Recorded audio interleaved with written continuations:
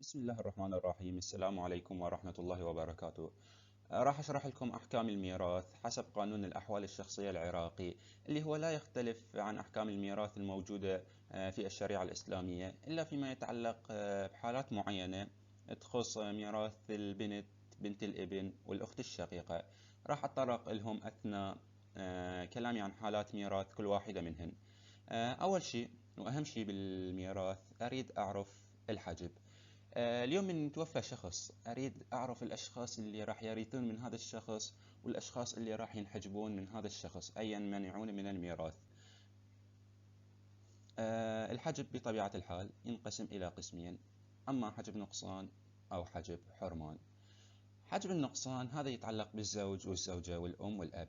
فكرة هذا الحجب أنه هؤلاء الورثة متى ما جاءوا، يعني بكل الأحوال راح يرثون، بأي مسألة يجون بها هم راح يرثون. كل ما هنالك أنه نصيبهم راح يتغير من حالة إلى حالة أخرى.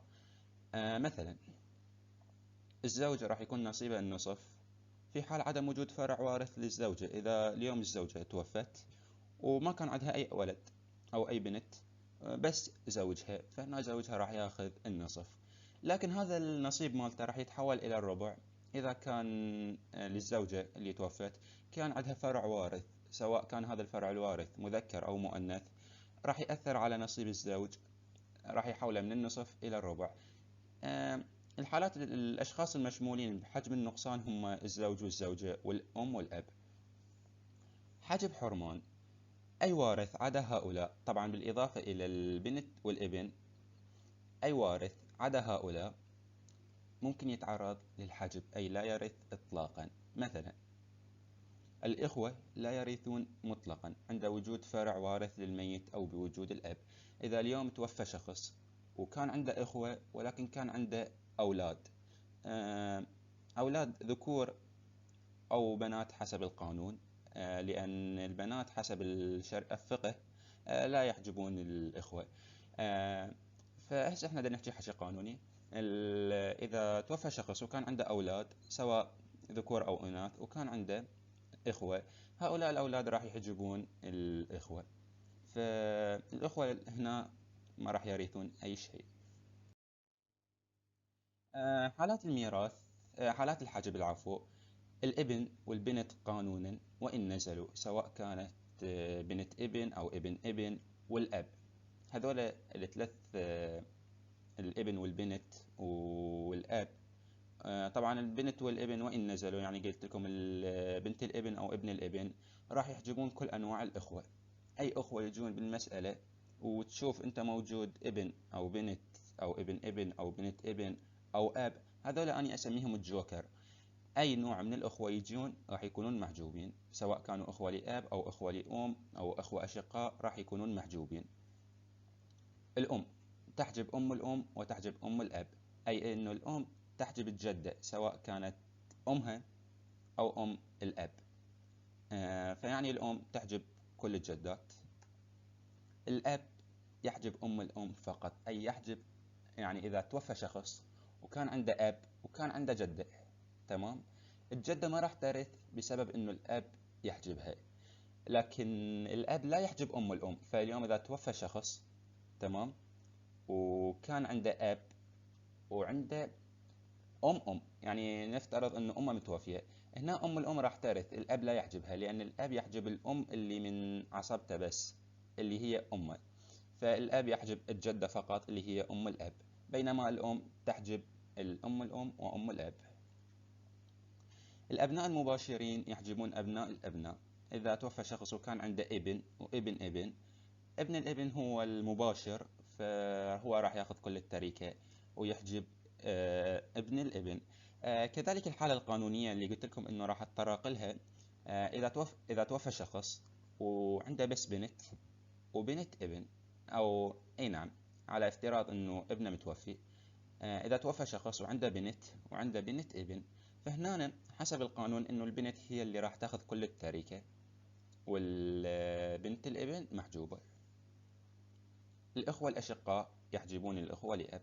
إذا توفى شخص وكان عنده إخوة أشقاء من أمه وأبوه، وكان عنده إخوة من أبوه بس، يعني الأم مختلفة، فهنا الإخوة الأشقاء هم اللي راح ياخذون الميراث ويحجبون الإخوة لأب. الجد يحجب الإخوة لأم، يعني إذا توفى شخص وكان عنده جد، تمام، وكان عنده إخوة لأم، أي إنه أخوته بس من أمه مختلفين بالأب، فهنا الجد راح يحجب هؤلاء الإخوة لأم، أي لا يرثون أي شيء. الأب إذا توفى شخص وكان عنده أب وعنده جد، فهنا الأب راح يحجب الجد، هو اللي راح ياخذ الميراث. أقسام الورثة: عندي ورثة بالفرض وعندي ورثة بالتعصيب. الوارثون بالفرض هم الزوج والزوجة، الأب والأم والبنت، بنت الابن والأخت الشقيقة والأخت لأب والأخت لأم والجد والجدة. الوارثون بالتعصيب هم البنوة والأبوة والأخوة والعمومة. خلينا نجي نعرف شنو الفرض وشنو التعصيب. الفرض هو نصيب مقدر ثابت يسمى حائزه بصاحب الفرض، والفروض هي النصف، الثلث، ثلثين، الربع والسدس والثمن. شوفوا، فكرة الفروض هاي اكو لهم نصيب مقدر ثابت. مثلا اكو آية قرآنية انه للذكر مثل حظ الانثيين، تمام. هنا حدد ميراث كل بنات اثنين يقابله يعني ذكر واحد، او فإن كانت واحدة فلها النصف. أي إنه هاي الفروض هي محددة، مو كيفي أنا أجي أتلاعب بها، أكو نصوص قرآنية محددة هاي الفروض، تمام. التعصيب هو نصيب غير مقدر متغير، وهو المتبقي بعد الفروض، ويسمى صاحبه بالعصبة أو العاصب. فاليوم إذا يجيني بالمسألة أم وابن، الأم راح تاخذ نصيبها اللي هو السدس، الابن راح ياخذ المتبقي بعد ما انطي للام السدس. فلذلك دا يقولون انه هو متغير، اذا اجيه واحده هو راح ياخذها كلها، اذا اجيه ويا اصحاب الفروض لا، راح انطي اصحاب الفروض نصيبهم، اللي يتبقى من هاي التركه اجي انطيها لهذا العاصب. هسه نجي على الورثه ونصيبهم، كل واحد شنو نصيبه. عندي الزوج والزوجه. الزوج إلى حالتين بالميراث، يا أما نصف يا أما الربع. يكون النصف إذا في حالة عدم وجود فرع وارث للميت، إذا توفت زوجته وما كان عندها أي ابن أو أي بنت، هنا نصيب الزوج راح يكون النصف. الحالة الثانية للميراث الزوج هي الربع. إذا توفت الزوجة وكان عندها فرع وارث ابن أو بنت، راح يأثر على نصيب الزوج، راح يحوله من النصف إلى الربع. هي هاي نفس حالة حجب النقصان اللي شرحتها بالبداية. ميراث الزوجة هم إلها حالتين: الربع في حال وجود فرع وارث للميت، إذا توفى زوجها وما كان عنده لا ابن ولا بنت، هنا نصيب الزوجة راح يكون الربع. أو الثمن في حال وجود فرع وارث للميت، نفس الأمثلة ما راح أظل أكرر بيهن. الأب والأم. الأب إلى حالتين بالميراث: يا أما السدس إذا توفى، إذا اليوم شخص توفى وكان عنده أب، تمام، وكان عنده هم ابن، فهنا الأب راح ياخذ السدس، تمام. بينما إذا توفى شخص وكان عنده بس أب وما عنده أبناء، هذا الأب راح ياخذ الباقي تعصيبا في حال عدم وجود فرع وارث للميت. الأم لها حالتين بالميراث أو 3 حالات بالميراث: السدس عند وجود فرع وارث للميت، أو الثلث في حال عدم وجود فرع وارث للميت، أو عدم وجود جمع من الأخوة. إذا توفى شخص وما كان عنده ابن أو بنت، هذا اللي نسميه فرع وارث، وما كان عنده يعني أكثر من أخ، فهنا الأم راح تاخذ الثلث. على العكس، إذا توفى شخص وكان عنده مثلا 3 أخوة، هنا الأم راح تاخذ السدس. إذا توفى شخص وكان عنده ابن أو بنت، هنا الأم راح تاخذ السدس، تمام. طبعا اكو حالة فقهية للأب اللي هي حالته الثالثة بالميراث. هي حالة فقهية القانون ما أخذ بها، إنه الأب يأخذ السدس والباقي عند وجود فرع وارث مؤنث. اليوم تجيني بنت، إذا توفى شخص وعنده بنت وعنده أب، البنت راح يكون نصيبها نصف، تمام، والأب راح ياخذ السدس. راح يبقى متبقي من هاي التركة. الفقه أو حسب أحكام الشريعة الإسلامية يقولون إنه الأب راح ياخذ هذا السدس وراح ياخذ الباقي، والبنت انطيناها النصف مالتها، تمام.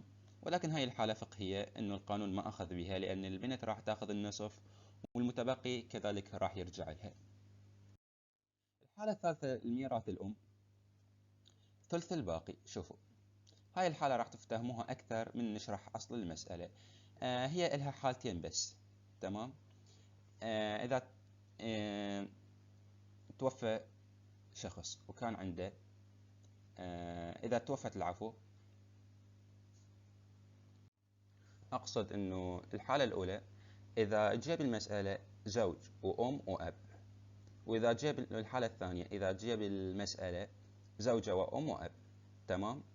هاي حالتين شلون نقول مثل الشاذات. قلت لكم إنه ما راح تفهموها هسه إلا نشرح أصل المسألة والتصحيح حتى راح تفهموها أكثر. شوفوا الزوج جاني بالمسألة زوج وأم وأب، تمام. الزوج راح يكون نصيبه النصف لعدم وجود فرع وارث.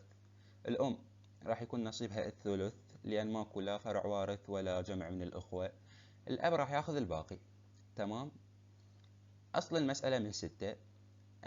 6 على 2 الزوج راح يكون نصيبه 3 أسهم، تمام. 6 على 3 الأم راح تاخذ سهمين، تمام. والأب راح قلنا إلى المتبقي لأن هذا عصبة راح يكون إلى نصيب واحد، يعني سهم واحد. شوفوا هنا يعني شلون إنه إحنا نقول ما يصير إنه الأم أو الأنثى تاخذ أكثر من الذكر، فهنا الأم والأب راح أعاملهم معاملة الذكر مثل حظ الأنثيين. فشنو أجي أسوي للمسألة تصحيح؟ أنزل 6 نفس ما هي اللي هي أصل المسألة. الزوج ينزل نصيبه ما لي دخل به 3. الحالة الثالثة مال الميراث الأم نقول عليها ثلث الباقي. احنا منطينا للزوج 3 أسهم، ايش قد بقالي 3. هاي الثلاثة اللي بقت لي اخذ الثلث مالتها انطي للأم. فإذا أقسم 3 على 3 ثلث الباقي هو 1. هاي شوفوا انه الأم حولت نصيبها من سهمين إلى سهم واحد. الواحد هذا يمثل لي ثلث الباقي، أي ثلث الثلاثة، أي ثلث ما تبقى من الأسهم بعد إعطاء نصيب الزوج، تمام. اللي يبقى أنطي للزوج. احنا منطينا 1 للأم، راح يبقى لي 2 لأن هو 3 أسهم بقت بعد ما انطيت للزوج، بقت لي 3 أسهم. 1 انطيتها للأم اللي هو ثلث الباقي، والاثنين الباقيات أنطيها للأب. الحالة الثانية الميراث أو المثال الثاني اللي هي بس هاي المثالين، طبعا قلت لكم إنه هي حالات مثل اللي نسميها شاذة. إذا جت بالمسألة زوجة وأم وأب، الزوجة راح تاخذ الربع لعدم وجود فرع وارث، الأم راح تاخذ الثلث لعدم وجود فرع وارث ولعدم وجود جمع من الأخوة. الأب راح ياخذ الباقي، تمام. أصل المسألة من 12. 12 تقسيم 4 اللي هو نصيب الزوجة راح تاخذ 3. 12 تقسيم 3 اللي هو نصيب الأم، فالأم راح تاخذ 4. الأب راح يتبقى له ال5 أسهم اللي هو يعني بعد ما انطيت الأم وانطيت الزوجة راح يبقى لي 5 أسهم. كذلك هاي المسألة يحتاج لها تصحيح. يبقى أصل المسألة نفس ما هو 12. نصيب الزوجة ينزل نفس ما هو 3، تمام، ما أتلاعب بي. طلعت 3 من 12، ايش قد بقالي 9، تمام. الأم أنطيها ثلث ما تبقى، أي ثلث 9. فأقول 9 تقسيم 3 الأم راح يكون نصيبها 3. ليش؟ لأن هاي الحالة نقول ننطي للأم ثلث الباقي، ثلث 9، أي ثلث ما تبقى من الأسهم بعد إعطاء نصيب الزوجة. إيش قد يتبقى؟ انطيت 3 للزوجة 3 للأم، راح يبقى لي 6 أنطيها للأب. طبعا قلت لكم إنه هي هاي الحالات شاذة، بس هي هاي الحالتين فيفضل أن تحفظوها. البنت، ميراث البنت 3 حالات. يا أما بالتعصيب إذا توفى شخص وترك ابن وبنت، فهنا البنت راح تاخذ نصيبها بالتعصيب اللي هي قاعدة للذكر مثل حظ الأنثيين. أو النصف، إذا توفى شخص وترك بس بنت، هنا البنت راح تاخذ نصف. ليش؟ لأن جتي منفردة. أو ثلثين إذا كانوا بنات 2 أو أكثر. فإذا توفى شخص وترك يعني بنات 2 أو 3 أو أكثر من هالعدد، فراح يكون نصيبهم 2/3 بشرط عدم وجود فرع الوارث ذكر، لأن إذا جاني الذكر راح يحولهم من الفرض للتعصيب. هاي ملاحظة، يقول لك ميراث الأخت الشقيقة والأخت لأب وبنت الابن نفس طريقة ميراث البنت تماما على الأقل قانونا، ما عدا هنالك حالة فقهية تخص ميراث بنت الابن. هو يكون نصيبها، شوفوا اليوم إذا توفى شخص وترك بنت وبنت ابن، تمام، البنت راح تاخذ النصف اللي هو نصيبها لأن جتي منفردة. بنت الابن حسب الفقه يقولون هاي أنطيها السدس، تمام، إذا جتي ويا البنت المباشرة المنفردة. لكن القانون ما أخذ بهذا الشيء، لأن عامل البنت معاملة الذكر وخلى البنت الأنثى تحجب أبناء الأبناء، فهاي الحالة الفقهية القانون ما أخذ بها. كذلك الحال إذا جتي الأخت لأب مع الأخت الشقيقة المنفردة، إذا توفى الشخص وترك أخت لأب وأخت شقيقة، هنا الأخت الشقيقة لأن هي الأقرب راح تاخذ النصف. حسب الفقه يقول لك السدس أنطي للأخت لأب، تمام، لكن القانون هم ما أخذ بهاي الحالة لأن اعتبر يعني عامل الأخت معاملة الذكر، فخلاها هي تحجب الأخوة لأب. هاي يعني حالات ميراث بنت الابن نفس حالات ميراث البنت، وكذلك حالات ميراث الأخت الشقيقة هي نفس حالات ميراث البنت. نجي على ميراث الابن. حالتين بالميراث، يا أما جميع المال يا أما الباقي. جميع المال إذا كان هو وحده، إذا توفى شخص وترك بس ابن فهو راح ياخذ كل المال طبعا، لا موجودة لا بنت، لا موجودة ويا أب، لا موجود ويا أم، فهو راح ياخذ جميع المال. أو الباقي بعد أصحاب الفروض، إذا توفى شخص وترك أم وترك ابن، الأم راح تاخذ السدس حسب نصيبها لأن بسبب وجود الفرع الوارث. المتبقي بعد السدس هذا نعطيه للابن. هاي ملاحظة، يقول لك ميراث الأخت الشقيقة الأخ الشقيق العفو، ميراث الأخ الشقيق والأخ لأب وابن الابن نفس طريقة ميراث الابن تماما. طبعا انه تراعون حالات الحجب، انه الابن يحجب الأخوة والابن يحجب ابن الابن. هاي حالات ميراث الأخ الشقيق اللي هي نفس حالات ميراث الابن، وكذلك الحال بالنسبة لأخ لأب وكذلك حالة ميراث ابن الابن نفس الحالة يعني بالضبط. ناخذ أمثلة. بنت وبنت ابن، البنت هنا لها النصف وبنت الابن محجوبة قانونا على الأقل بسبب وجود البنت. بنت وأخت شقيقة، البنت لها النصف والبنت قانونا تحجب الأخت الشقيقة. بنت ابن وأخت شقيقة، هنا بنت الابن راح تكون هي الأقرب لأن هي حالات ميراثها نفس حالات ميراث البنت، فهي راح تاخذ النصف، والأخت الشقيقة محجوبة بالبنت الابن. إذا تذكرون أول ما شرحت إنه حالات الحجب إنه الأبناء وإن نزلوا هم راح يحجبون كل أنواع الأخوة. عندي ابن وبنت وبنتين وبنت ابن، طبعا هنا بنت الابن محجوبة بسبب وجود الأبناء المباشرين، فهذول راح ياخذون العصبة. وهاي باقي الأمثلة نفس الحالة. نجي على حالات ميراث الأخوة لأم. الأخوة لأم ما أفرق سواء كانوا ذكور أو إناث، هم لهم حالتين بالميراث، يا أما السدس في حال يعني عند الانفراد، إذا توفى شخص وترى يعني كان عنده أخ لأم أو أخت لأم واحدة أو واحد، فنصيبه راح يكون السدس. أو الثلث إذا يعني عند الجمع سواء كانوا ذكرين أو أنثيين أو ذكر وأنثى. إذا توفى شخص وعنده أخ لأم وأخت لأم 2 أو إخوة لأم 2 ذكور أو أخوات لأم 2 ذكور، هنا نصيبهم راح يكون الثلث، لأن هم حالاتهم يعني تختلف عن حالات ميراث الورثة اللي قبلهم من الأخوة. هاي حالات الحجب اللي هم ذكرتها بالبداية وهم هنا أذكرها، إنه الإخوة لأم يحجبون بالفرع الوارث المذكر والمؤنث وبوجود الأب وبوجود الجد. الإخوة لأب ينحجبون بالفرع الوارث المذكر والمؤنث قانونا وبوجود الأب والإخوة الأشقاء. والإخوة الأشقاء ينحجبون من الميراث بوجود الفرع الوارث المذكر والمؤنث وبوجود الأب. هاي هنا أمثلة. آه عندي أم وأخت لأم. الأم نصيبها الثلث لأن ما عندي لا جمع أخوة ولا عندي فرع وارث. والأخت لأم اللي هي حالات الانفراد، قلنا إذا جت منفردة راح تاخذ السدس. أم وأخت شقيقة وأخت لأم. الأم هنا راح تاخذ السدس بسبب وجود جمع من الإخوة. تمام، ما يهمني أي نوع من الإخوة، هو راح يأثر على نصيب الأم. الأخت الشقيقة النصف لأن جتي منفردة.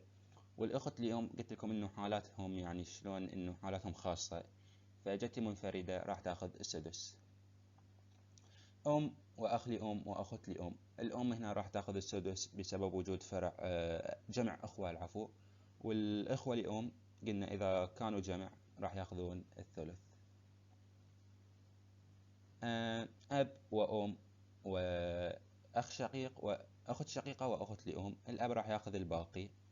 طبعا بعد ما أنطي الأم السدس، الأب راح ياخذ الباقي. والأخت الشقيقة والأخت لأم محجوبين بسبب وجود الأب. هنا عندي جد وهنا عندي أخت لأم. الجد هنا هو العصبة، والأخت لأم محجوبة بسبب وجود الجد. حالات ميراث الجد. الجد إلى حال نفس حالات ميراث الأب تماما، يا أما السدس في حال عدم وجود فرع وارث للميت، أو الباقي تعصيبا يعني بعد أصحاب الفروض. حالة الفقهية نفس حالة الفقهية مالت الأب، إنه الجد يأخذ السدس والباقي في حال وجود فرع وارث مؤنث للميت. يحجب الجد بوجود الأب، يعني هاي حالات الحجب.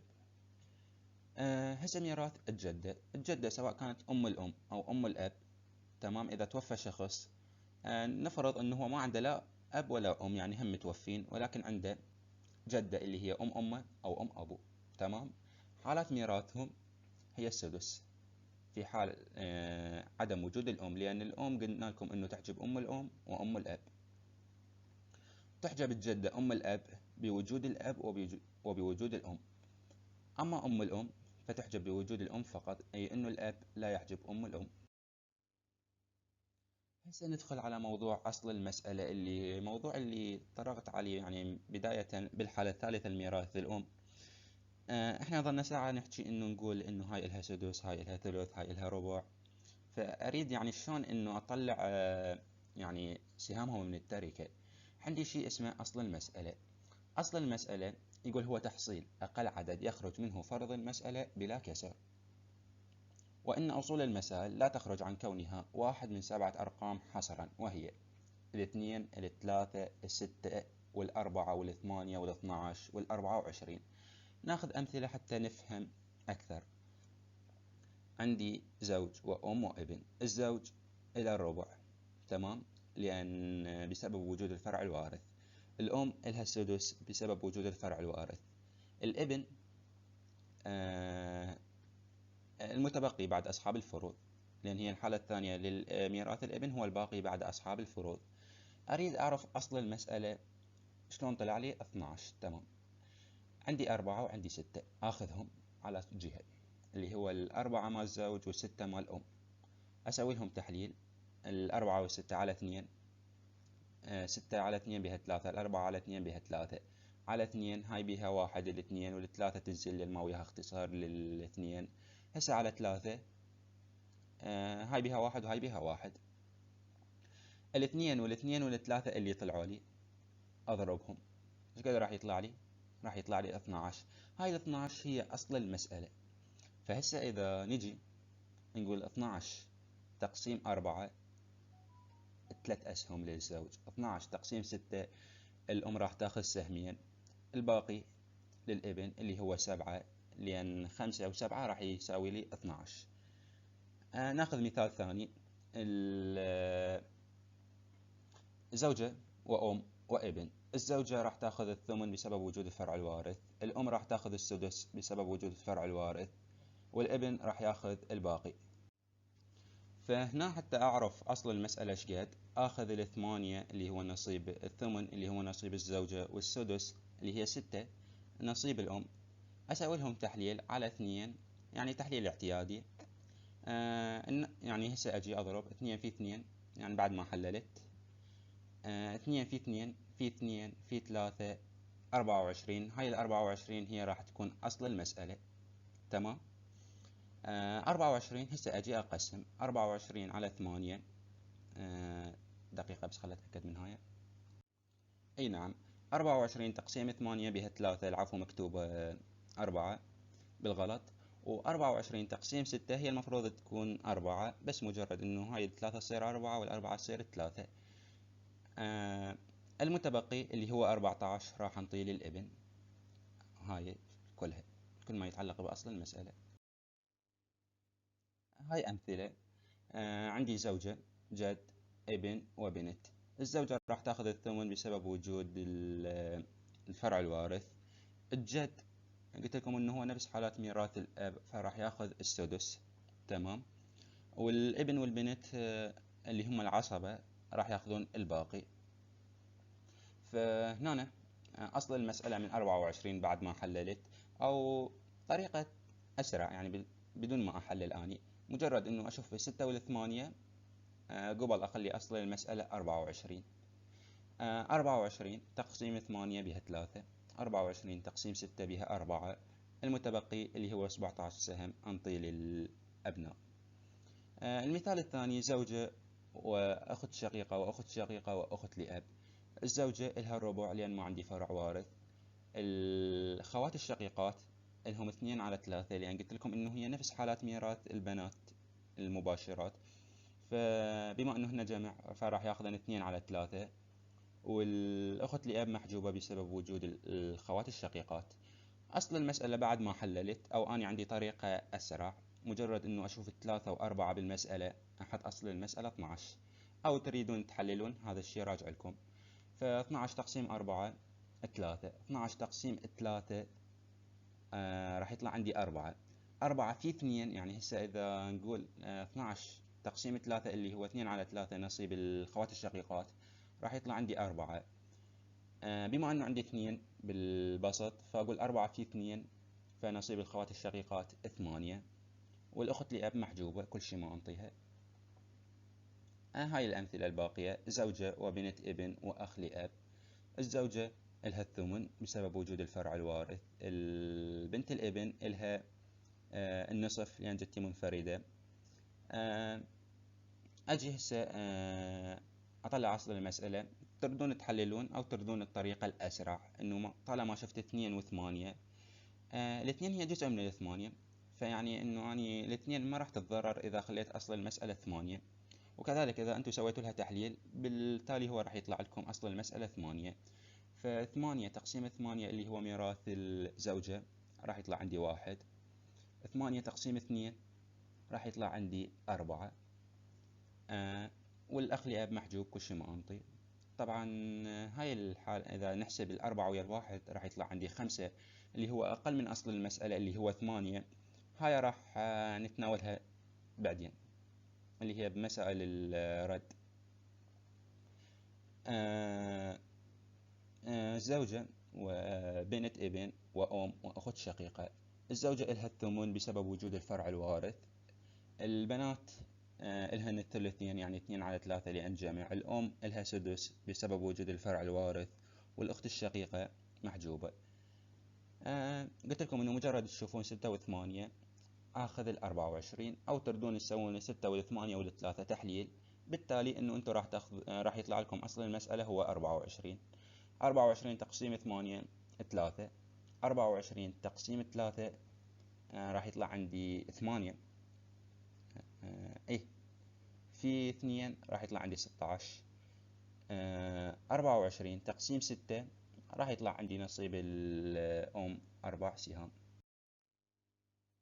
أنواع المسائل عندي يا أما مسائل عادلة، يا أما مسائل عولية، يا أما مسائل ردية. المسألة العادلة هي إذا تساوت سهام أصحاب الفروض مع أصل المسألة. خلينا ناخذ هذا المثال. زوج وأخت شقيقة. الزوج راح ياخذ النصف لأن ماكو فرع وارث، والأخت الشقيقة جدتي منفردة فراح تاخذ النصف. أصل المسألة من 2. إذا سوينا تحليل أو إنه هي الاثنين تقبل القسمة على 2، فأقول 2 تقسيم 2 اللي هو نصيب الزوج راح يطلع عندي 1، أو 2 تقسيم 2 اللي هو نصيب الأخت الشقيقة راح يطلع عندي 1. فإذا نجمع الواحد ويا الواحد راح يطلع عندي 2 اللي هو تساوي ويا أصل المسألة. هاي المسألة نسميها مسألة عادلة. المسألة الثانية هي نسميها المسألة العولية، إنه يعني السهام مال أصحاب الفروض تزيد على أصل المسألة. شوفوا هذا المثال: زوج وأخت شقيقة وأخت شقيقة، أخوات شقيقات 2. الزوج إلى النصف لأن ماكو فرع وارث، والأخوات الشقيقات 2 على 3. مجرد ما تشوفون 2 و3 يعني المقامات، فأخلي 6 أصل المسألة، أو تردون تسوون التحليل، هو بالنتيجة النهائية راح يطلع لكم أصل المسألة 6. 6 تقسيم 2 اللي هو نصيب الزوج راح يطلع عندي 3. 6 تقسيم 3 اللي هو نصيب الأخوات الشقيقات راح يطلع عندي 2. 2 في 2 اللي هي البسط راح يطلع عندي 4. إذا نجي نحسب 4 ويا 3 راح يطلع عندي 7. 7 أكثر من 6 أصل المسألة. هاي المسألة نسميها مسألة عولية. فشوفوا مجموع السهام 7 وأصل المسألة هي 6. أما المسائل الردية فهي أنه السهام تنقص إذا نقصت سهام أصحاب الفروض مع أصل المسألة. خلنا ناخذ هذا المثال: الأم إلها الثلث والأخت الشقيقة إلها النصف. أم وأخت شقيقة، الأم إلها الثلث لأن ما عندي لا جمع أخوة ولا عندي فرع وارث، والأخت الشقيقة إلها النصف لأن جدتي وحدها. فأصل المسألة من 6. 6 على 3 بها 2. 6 على 2 اللي هو نصيب الأخت الشقيقة راح يطلع عندي 3. إذا نجي نجمعهم، الثلاثة ويا الاثنين 5. الخمسة أقل من أصل المسألة اللي هو 6. تمام. أول شي ناخذ حالات العول، لأن المسائل العادلة أنا ما عندي أي مشكلة وياها. المسائل العولية أو حالات العول، قلنا أنه أصول المسائل لا تخرج عن كونها واحد من 7 أرقام، وهي 2 و3 و6 و8 و12 و24. الثلاث أرقام بس من هاي الأصول هي يدخل عليها العول، اللي هي 6 وال12 وال24. شوفوا الستة ممكن يكون عدد، يعني احنا مو خلينا أصل المسألة 6، إلها 4 حالات ممكن تكون تعول إلها. مثل المثال اللي قبله، يا أما راح تعول للسبعة، أي إنه أصل السهام عدد السهام راح يجي 7 مع العلم إنه أني أصل المسألة 6، يا أما راح يجي 8، يا أما راح تجي عدد السهام 9، يا أما راح تجي عدد السهام 10. أوكي. يعني هاي الحالات حصرا. أما العدد الثاني اللي هو ال 12 فممكن يعول لل 13 وممكن يعول لل 15 وممكن يعول لل 17. يعني إنه إذا حطيت أصل المسألة 12، عدد السهام راح يكون عندي يا أما راح يجيني متساوي ما عندي أي مشكلة وياه، لكن بحالة الزيادة راح يكون عندي زيادة بواحد من 3 أرقام، يا أما يزيد يكون بدل ال 12 يكون 13 إنه عدد السهام، يا اما عدد السهام راح يكون 15، يا اما راح يكون 17. طبعا هاي الحالات يعني محددة على سبيل الحصر، بس هاي الارقام. وال24 تعول لل27 بس، يعني اذا جتني مسألة بها 24، فاذا عدد السهام ما اجاني متساوي ويا ال24، اجاني اكثر من عنده، فهذا الزيادة هي راح تكون 27 بس. اذا غير ال27 راح يكون عندك خطأ بالحل أو خطأ بالتقسيم. كذلك الحال بالنسبة لل 12 وبالنسبة للستة. حالات العول والرد تثار عندما يكون الورثة جميعهم من أصحاب الفروض، أي ما بينهم أي عصبة، يعني لا الأب لا الابن، لأن راح يجون الأب والابن هم راح يأخذون الباقي، فما راح تثار عندي حالات العول وحالات الرد. ناخذ أمثلة على المسائل العولية. شوفوا: زوج وأخوات شقيقات 2. الزوج إلى النصف لأن ماكو فرع وارث. الخوات الشقيقات 2 على 3 لأن جمع. تمام. أصل المسألة بعد ما حللت 6. تمام. 6 على 2 اللي هو نصيب الزوج 3. 6 على 3 بها 2. 2 في 2 4. تمام. إذا أجي أحسب الأربعة ويا الثلاثة راح يطلع عندي 7. 7 أكثر من 6. هاي واحدة من حالات العول. فيعني لحد هنا أنا أوكي ما عندي أي مشكلة، حلي صحيح. بس الزيادة انه طلعت عندي عدد السهام 7 واصل المسألة 6. بينما لو طلعت عندي مثلا عدد السهام 11 راح يكون عندي خطأ بالحل. ليش؟ لأن الستة تعول 4 أرقام بس، السبعة والثمانية والتسعة والعشرة. شنو أسوي بهاي الحالة؟ أخلي 7 وأنزل 3، والأخت الشقيقة هي مناصفة يعني لهم 4 سهام. الأخت الشقيقة هاي راح نعطيها 2، والأخت الشقيقة الثانية راح نعطيها 2، وهذا هو انتهى الحل. هذا كل ما في الأمر.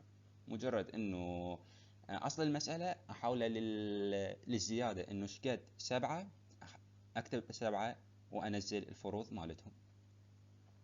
ناخذ مثال ثاني. زوج ام، مسألة بها زوج وام واب وبنات 2. الزوج الى الربع، تمام، لان بسبب عندي وجود فرع وارث. الام بسبب وجود فرع الوارث السدس، الاب كذلك سدس، والبنات الاثنين 2/3. اصل المسألة بعد ما تسوون تحليل، او قلت لكم انه مجرد تشوفون الستة والاربعة، اصل المسألة 12، لان 12 تقبل القسمة على الاربعة والستة والثلاثة.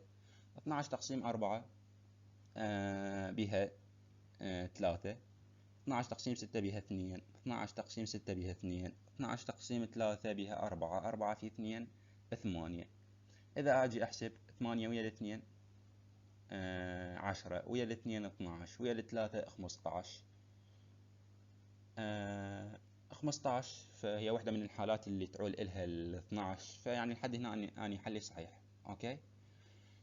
أجي أكتب أصل المسألة الجديدة 15 وأنزل السهام مثل ما هي، عدا أنه البنات الاثنين بدل ما 8، أنه مجرد أنه قسمت، يعني البنت الأولى انطيتها 4 والبنت الثانية انطيتها 4. هاي الأمثلة نفس الحالة. زوجة وأم وأب وبنات 2. الزوجة إلها الثمن، الأم إلها السدس، الأب السدس، والبنات 2/3. أصل المسألة من 24. قلت لكم بس تشوفون 6 و8 أحط 24. 24 على 8 بها 3، 24 على 6 بها 4، 24 على 6 بها 4، 24 على 3 بها 8، 8 في 2 راح يطلع عندي 16. إذا أجي أحسب 16 و24 و4 24 و3 27. ال27 من ضمن حالات اللي تعول من إلها ال24، فيعني لحد هنا أني حلي صحيح. شنو أجي أسوي؟ أكتب أصل المسألة 27 اللي هو الأصل الجديد، أوكي، وأنزل الفروض، يعني السهام نفس ما هي أنزلها. هذا كل ما يتعلق بحالات العول. هاي الستة تعول إلى 7 والثمانية والتسعة والعشرة. ال 12 تعول إلى 13 وال 15 وال 17، وال 24 تعول إلى ال 27. ندخل على المسائل الردية. قلت لكم إنه المسائل الردية إنه تقل عدد السهام، تقل عن أصل المسألة. ناخذ مثال أم وأخت شقيقة، تمام. الأم نصيبها الثلث لأن ما عندي فرع وارث ولا عندي جمع من الأخوة. الأخت الشقيقة إلها النصف لأن جدتي وحدها. أصل المسألة من 6، 6 على 3 بها 2، 6 على 2 بها 3. إذا أجي أحسب الثلاثة ويا الاثنين فهنا راح يطلع عندي 5. أوكي. الخمسة أجي أكتبها كأصل مسألة جديد وأنزل يعني السهام نفس ما هي. الأم أنزل لها سهام 2، والأخت الشقيقة أنزل لها سهام 3. شوفوا فكرة الرد إنه خلينا نعطيكم هذا المثال. لو فرضنا إنه شخص توفى، أوكي، وترك تركة مقدارها 1,200,000. إذا قسمنا 1,200,000 قبل ما أكتب الخمسة، إذا قسمناها على 6، قيمة السهم الواحد، هاي طبعا قسمة التركات راح تفهموها أكثر بموضوع قسمة التركات.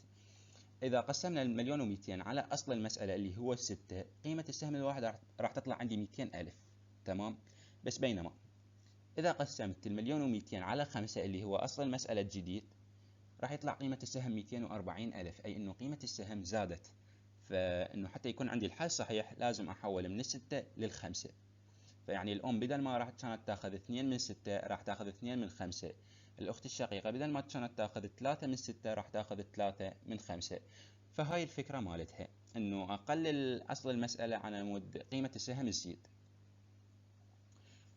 هنا لنفرض انه عندي بس اخت شقيقة، توفى شخص وعنده اخت شقيقة. الاخت راح تاخذ النصف. اوكي. اصل المسألة من 2، 2 على 2 بها 1، راح يبقى لي 1. هذا انطي رد. يعني هسه الواحد الاول اخذت فرض مالتها، والواحد الثاني اخذت رد.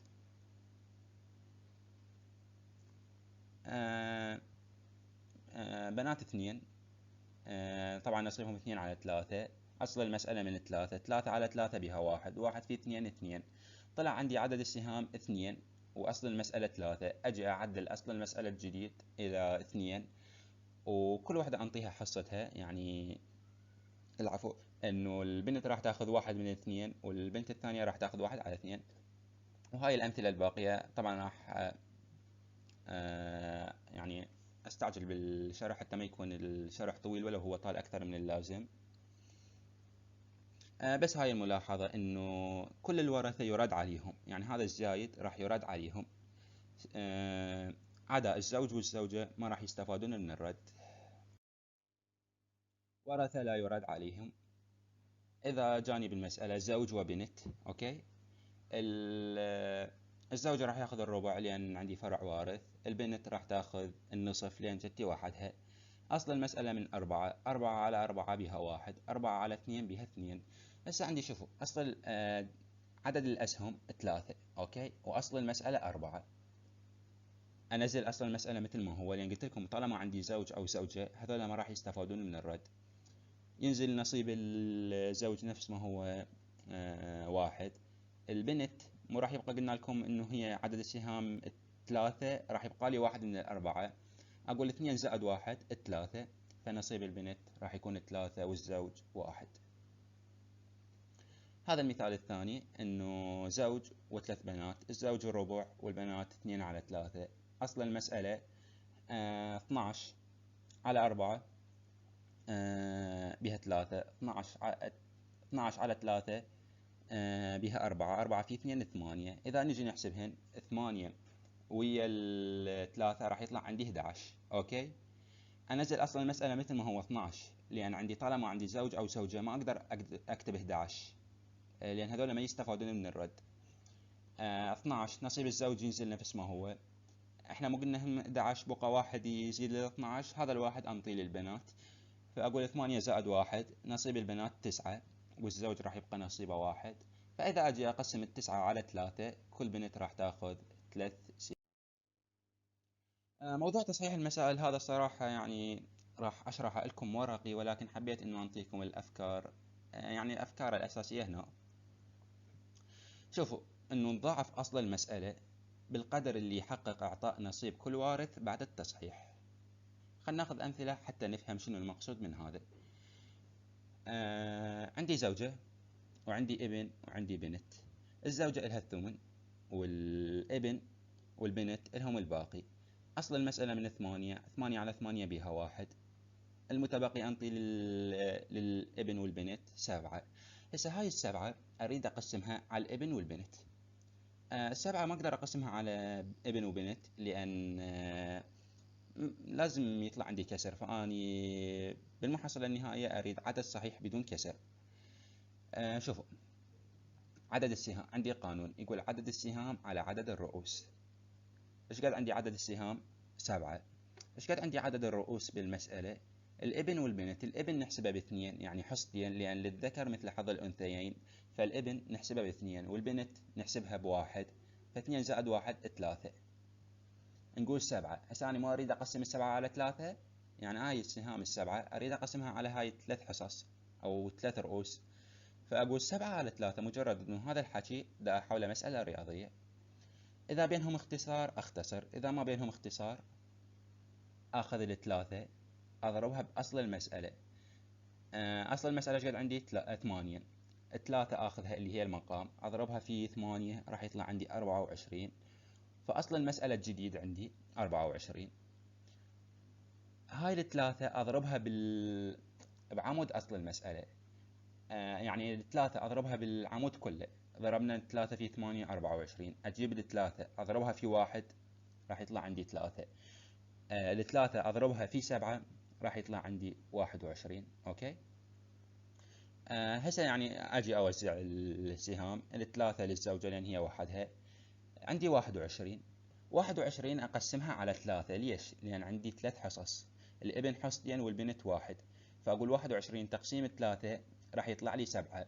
ال7 هاي قيمة الحصة الواحدة.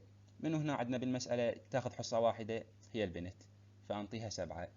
الابن راح ياخذ حصتين أو المتبقي، فأنطيه 14. مثال ثاني، زوج وابنين وبنات 2. الزوج إلى الربع، أوكي، لأن بسبب وجود فرع وارث، والأبناء لهم الباقي. أصل المسألة من 4. 4 على 4 بها 1، والثلاثة راح تبقى عندي للأبناء. شوفوا هسه أني أريد أنطي هاي ال3 أسهم، أريد أوزعها على الأبناء. الأبناء إذا أجي أحسب رؤوسهم، الابن 2، الابن الثاني 2، تمام، هاي 4. والبنت كل وحدة 1 يعني حصة واحدة، فهنا 6. أوكي. يعني عندي عدد رؤوس 6 وعندي عدد أسهم 3.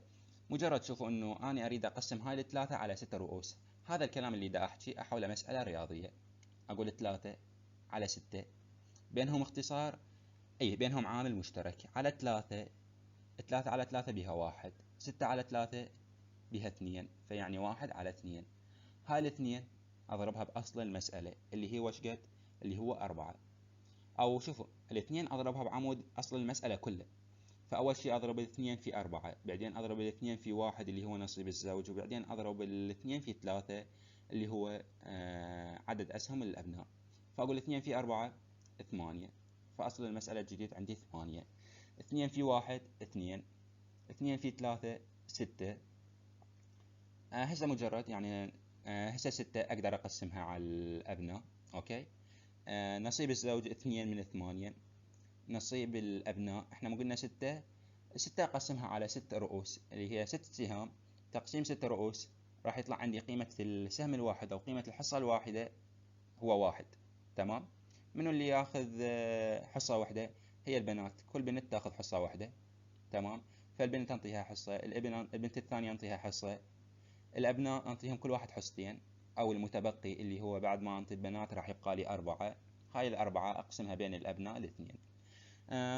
تصحيح أصل المسألة راح أصول المسائل راح يعني شلون أشرح لكم إياه بشكل مفصل ويا قسمة التركات الفيديو الثاني، لأن حتى تفهمونه أكثر. هذا كل ما يتعلق تقريبا بالميراث. تقريبا كل حالات الميراث، الورثة، تصحيح المسائل، أنواع المسائل اللي تطرقت إلها. فإيه اللي هنا تنتهي المحاضرة. أتمنى تستفادون من عدها.